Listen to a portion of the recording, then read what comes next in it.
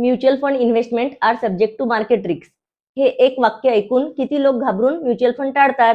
पण तुम्हाला माहित आहे का, हे फक्त अर्धसत्य आहे. हो, म्युच्युअल फंड मध्ये रिस्क आहे, पण खरी गोष्ट ही आहे की ती रिस्क आपण मॅनेज करू शकतो.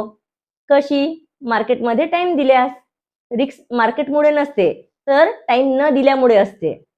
टाइम दिला तर म्युच्युअल फंड मध्ये वेल्थ क्रिएशन नक्कीच होतं. जरा मागे वळून बघा.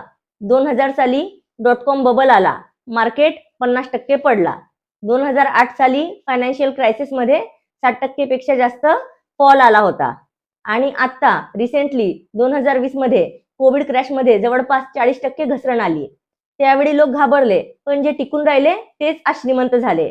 म्हणजे क्लिअर आहे, शॉर्ट टर्म साठी मार्केट वापरला तर तो धोकादायक ठरू शकतो. म्हणूनच शॉर्ट टर्म साठी FD किंवा डेप्ट म्युच्युअल फंड वापरा.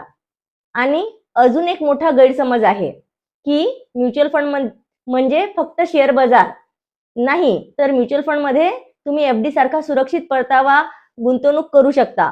तुम्ही सोन्यात गुंतवणूक करू शकता, इक्विटी मार्केटमध्ये एक्सपोजर घेऊ शकता आणि म्युच्युअल फंड मधून तुम्ही रिअल एस्टेट मध्ये सुद्धा गुंतवणूक करू शकता.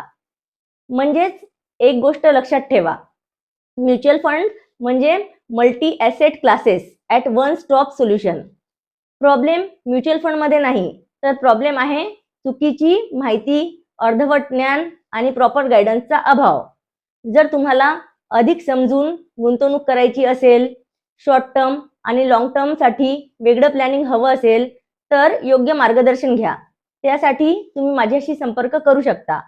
मी Shilpa Rishikesh Rathod, MP registered mutual fund distributor. आणि हा व्हिडिओ उपयोगी वाटला असेल तर नक्की लाईक करा आणि शेअर करा, जे अजूनही म्युच्युअल फंडला घाबरतात. थँक्यू.